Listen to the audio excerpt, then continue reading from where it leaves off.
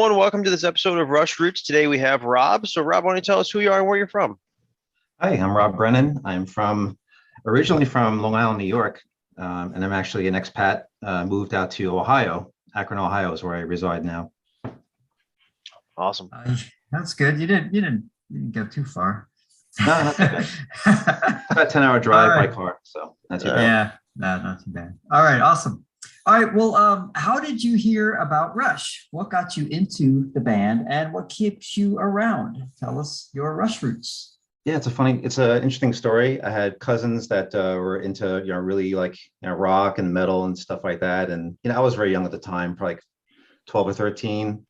And we get together and they're like, what do you listen to? Because I play music quite a bit. I actually learned how to play drums first and went to saxophone and then got into guitar eventually because you can't play Love Gun on a saxophone. It doesn't sound right.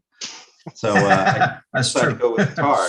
And so I had different kinds of things going on. Donnie Marie were really big on TV at the time. And my cousin's like, come over here. Let me show you something decent to listen to. So they opened up like Hemispheres and 2112. They had all the vinyl.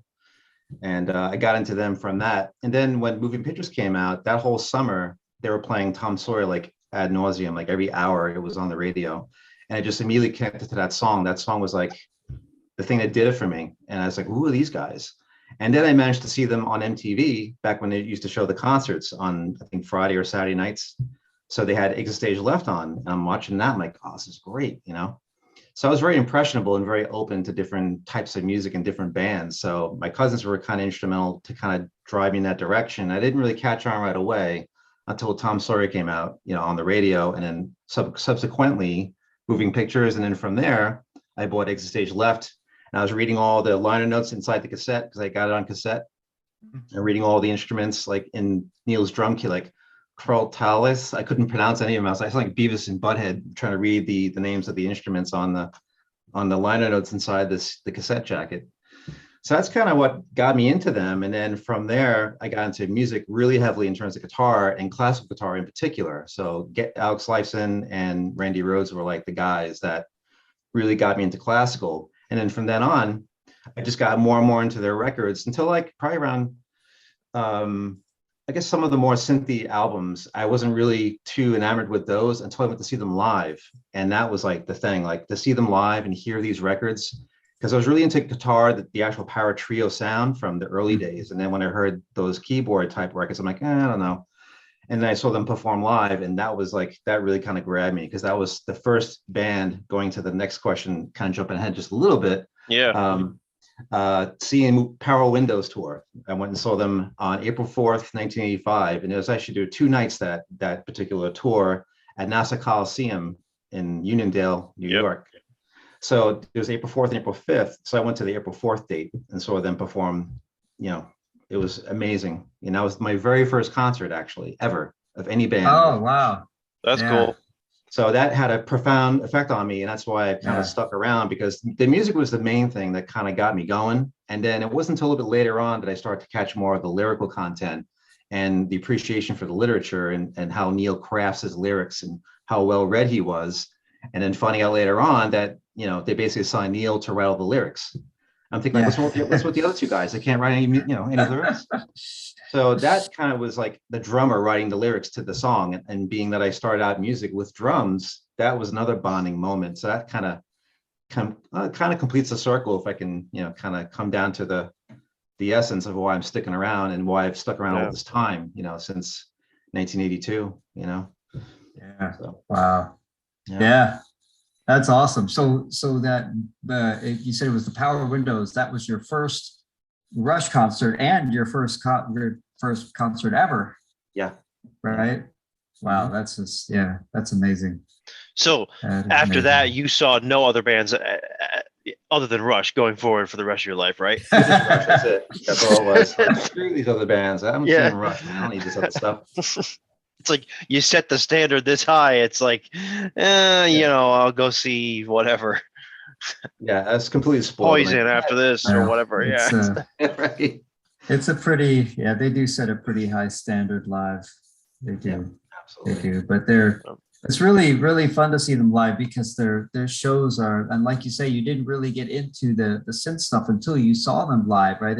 Their live shows have such an impact, right? They're so powerful, and just to see, the three guys, I was shocked when it was just three, right? All those three guys making so much racket, Right. and duplicating, the record basically, not like, it's not a sterile experience, but they're able to cover all of the parts they have on the record. And that's pretty amazing to me that they do that and, make it sound awesome. Yeah. Yeah, it's almost a rarity to hear a band that can pull it off in the studio and do it live as well. So that was Yeah. that was another like just a slam dunk for me. It's like, it's like selling like the record when they play it live with a couple little, things here and there, put in Right. just to kind of make it Yeah. more interesting for yourself, to perform it. But Right. that was another bond right there. So that kept me hanging on. Yeah, for sure. Cool. Mhm. For sure. Cool. Jim, well, let's change it up here. I'll ask the next one, and you can ask that one. Man. All right. Yeah. So what was your first? So you try to get an idea of, if your preferences have changed over time as you dove into more and more Rush. So what was your kind of your first favorite song and album that you gravitated to, and does that differ from kind of what your preferences are today in terms of what you would gravitate to, song and album Yeah, wise? I'm definitely into prog rock, and just bands basically. Not so much not pop bands or anything like that, but just more like rock and metal.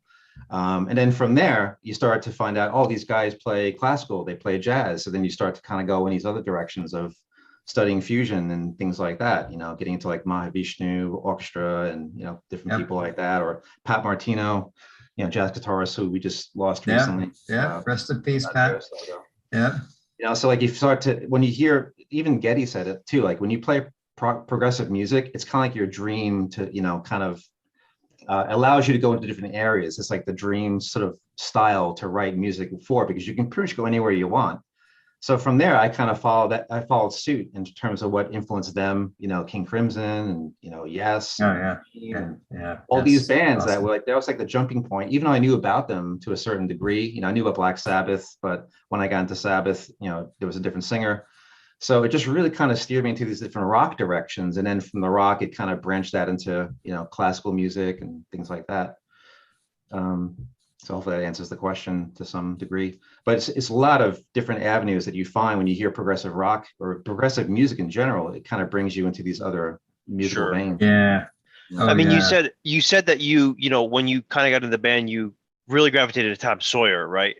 Is there a specific song or album, probably more so album, that you kind of always find yourself coming back to nowadays? It's a Rush album, not okay, Rush album. Yeah. Moving Pictures for sure, because that was like the bonding to that band, and of course, Power Windows because of the live experience.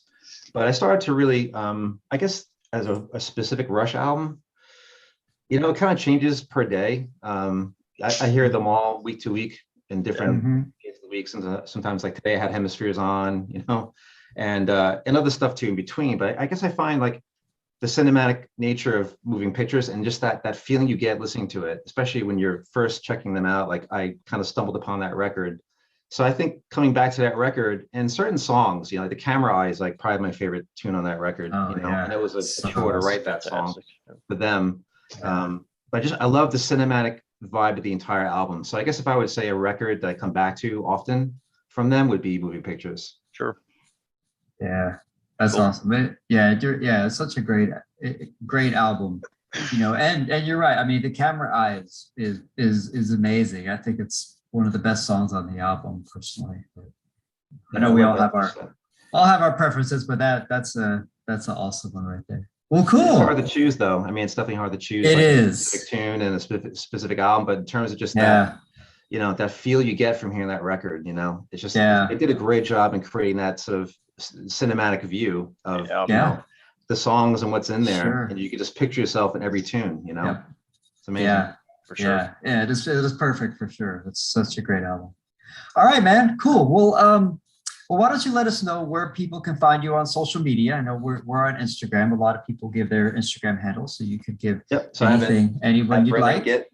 That's where my Instagram is right there. So lowercase Nnanguit.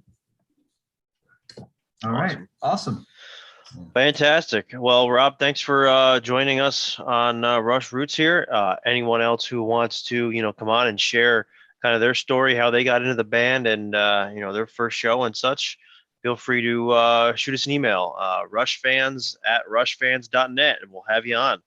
So, Rob, thanks again, and everyone. Thank you guys so much. Take care. Thank you guys. Appreciate it. Thank you.